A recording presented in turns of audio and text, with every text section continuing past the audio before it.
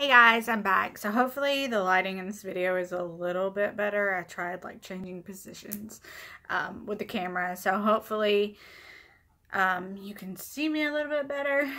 It's dark in this room. I don't have a light on, but I was trying to go with natural light here. So hopefully everything is good. But I really wanted to just talk about like the second trimester, being pregnant with twins, and kind of go from there.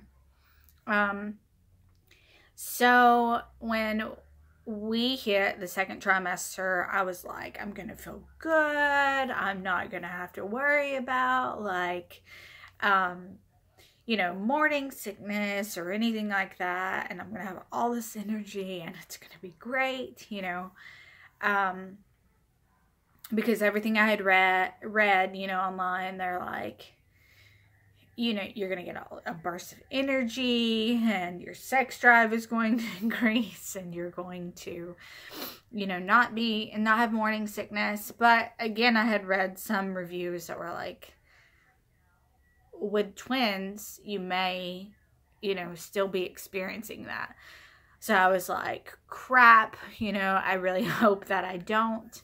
And basically, I hit that second trimester and I did not feel any better. The first couple of weeks I was like just tired and still kind of nauseated. Like I couldn't find really what I wanted to eat. Like there would be food in the house and I would be like, I don't want anything that's here. Like I want to eat something different, So it was a lot of just trying to like figure out my body and figure out what these girls like to eat. And then finally I was able to put myself on, like some sort of routine as far as what I ate. And they were pretty good with that. We still eat Eggo waffles every flipping morning. Strawberry or blueberry. They like the strawberry Nutri-Grain bars, so I eat those sometimes if I'm in a hurry and just need to go. Anything fruity like blueberry, strawberry, they like cherry Pop-Tarts.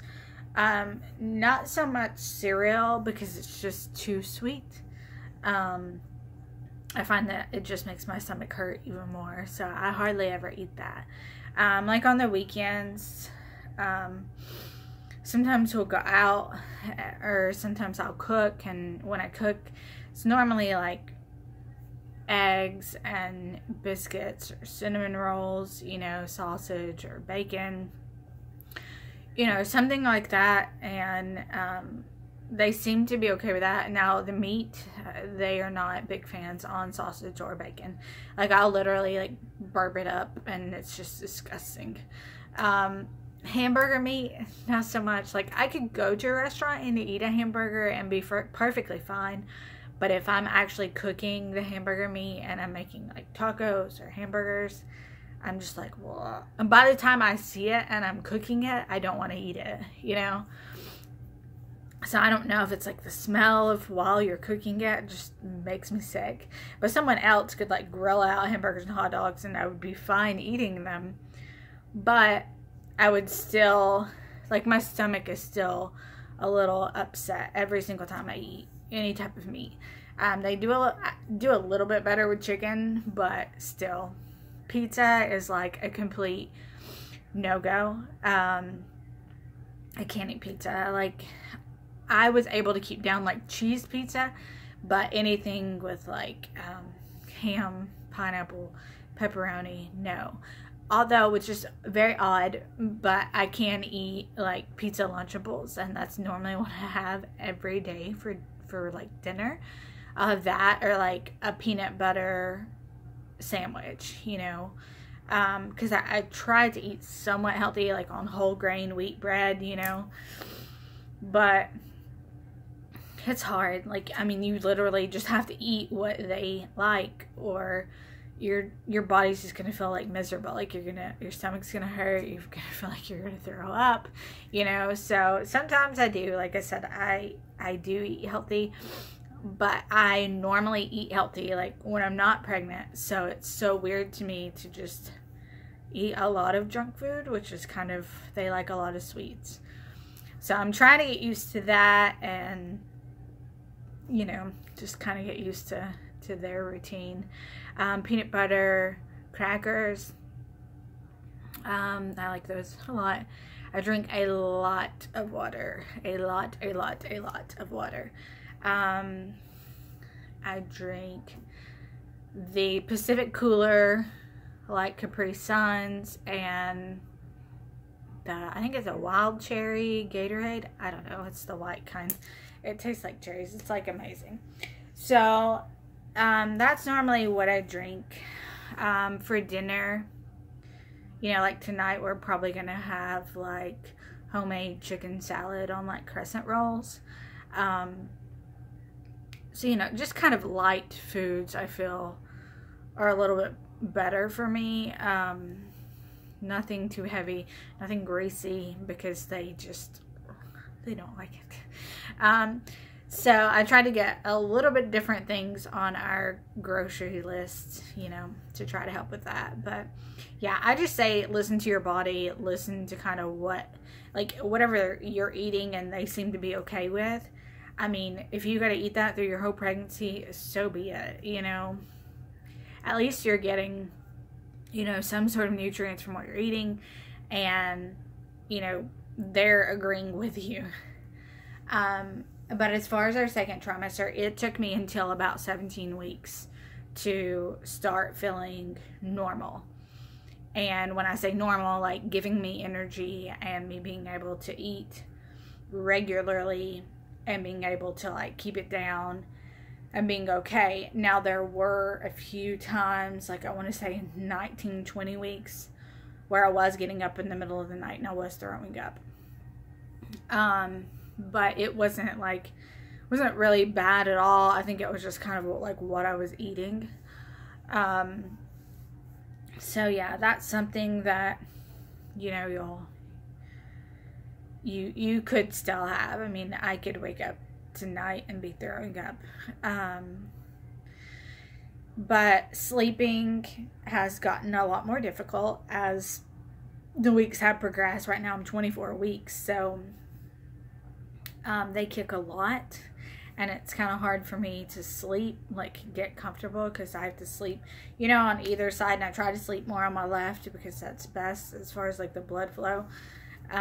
But baby A is kicking like on my pelvic bone because obviously she's not comfortable.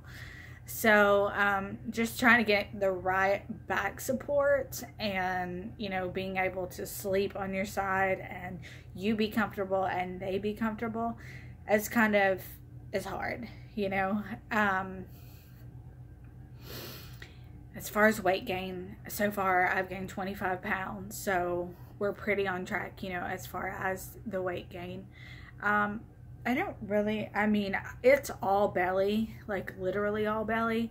I mean, I feel like maybe like in my face and my arms and my legs and my butt, like I feel like there's a little bit of weight gain there, but like not enough to hardly tell. Like it's all mainly in the belly. Because like right now I have on like clothes that I wore before I was pregnant, and I'm still able to fit in them. I mean, my shirt's, you know, rising up a little bit because of the babies. But I mean, I pretty much have been able to wear my clothes. The only thing is like jeans. Obviously I can't wear my jeans anymore.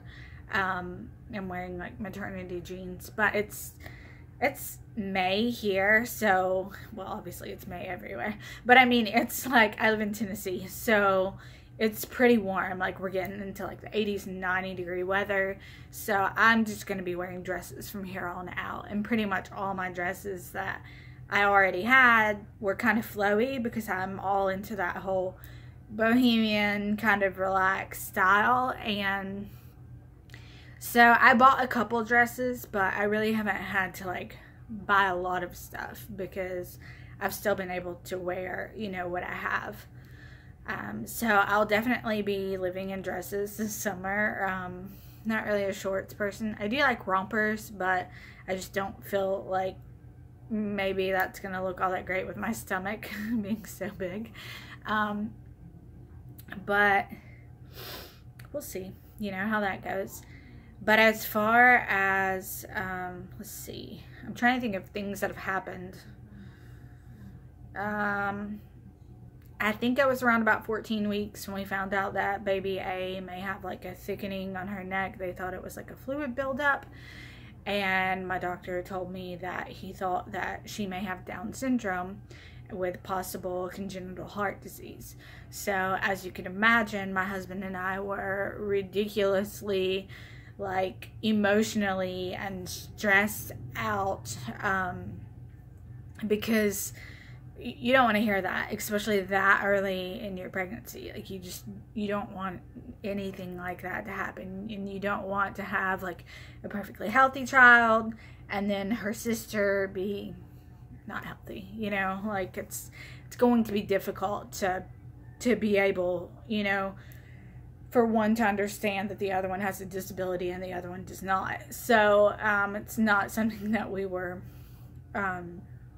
thrilled to hear, but it's something we were totally willing to work out, you know, like, you know, because they're like, we could do the amniocentesis or however you say that, you know, and basically, you know, test them more. But he wanted to do the T21 test first before we went to the amnio, and I was like, I don't even want the amnio, because the only reason why they do it is basically for women who find out their child has Down syndrome and then they don't want them. And I was like, I want my child, like, I don't care what she has, you know, I don't care what we have to go through, like, that's my child, I'm gonna take care of her. So we had that test done. It came back negative. The doctor called, like, we were waiting. It was 7 to 10 business days, and they drew my blood, and then they put it in the wrong vial. So they're like, oh, we've got to, you know, we've got to retake it again. And I'm like, great. So we had to go back, like, the next week, and they had to redo it again.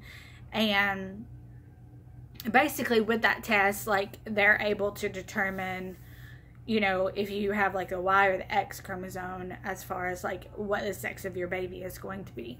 So we found out like much sooner, you know, than we generally would have.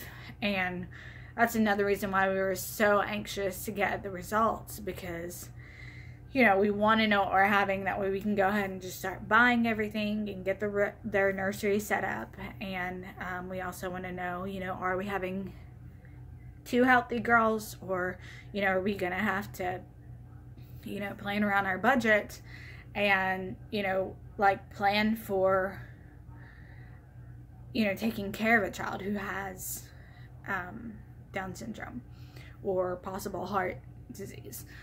So the test came back negative. And I remember all day long I was thinking, I was like, I'm just gonna call them and I'm gonna see if they have the results.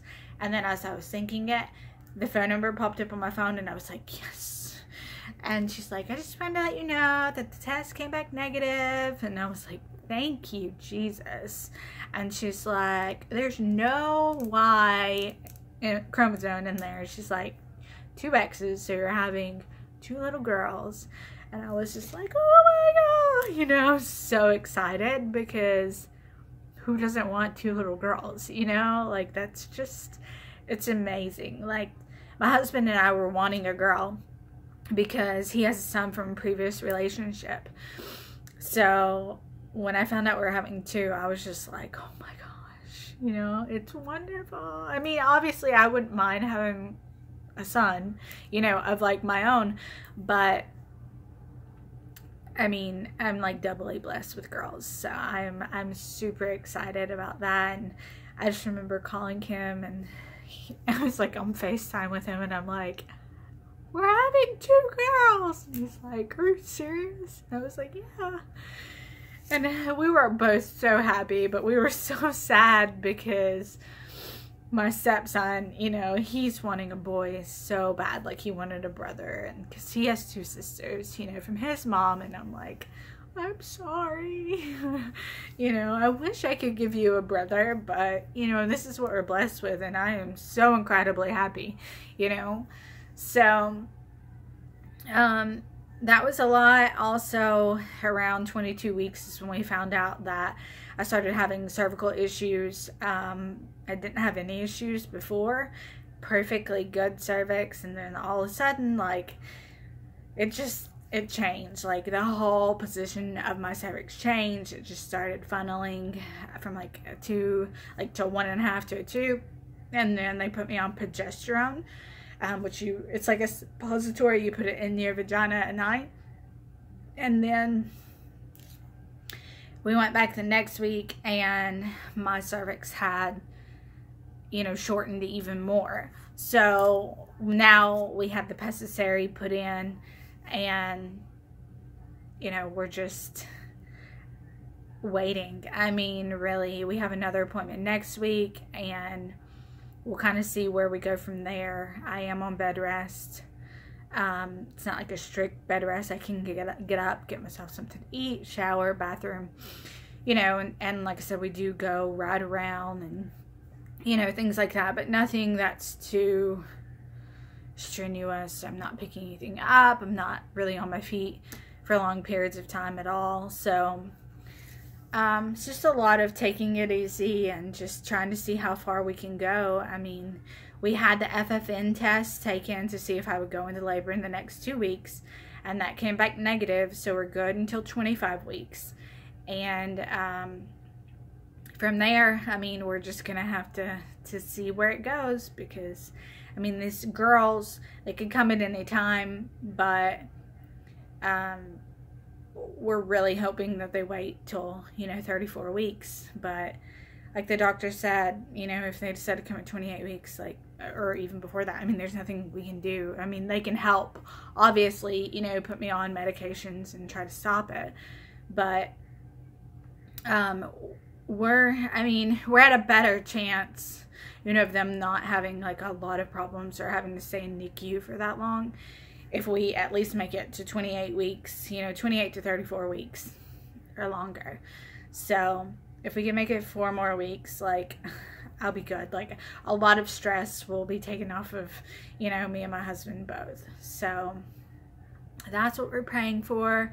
And that's pretty much the gist of my 24 week, or not my 24 week, but my whole second trimester. It's really not been that bad. Just like we've had traumatizing news, you know, delivered to us through the whole entire thing. So,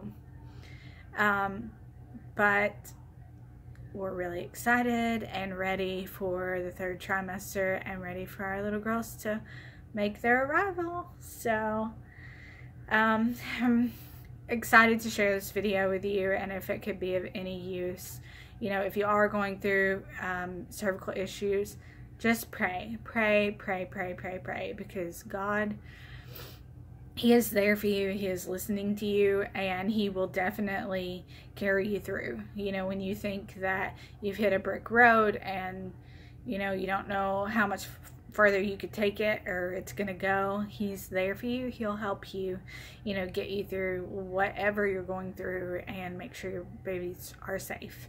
So anyways, y'all, hope you have a great day, and I'll see y'all later. Bye.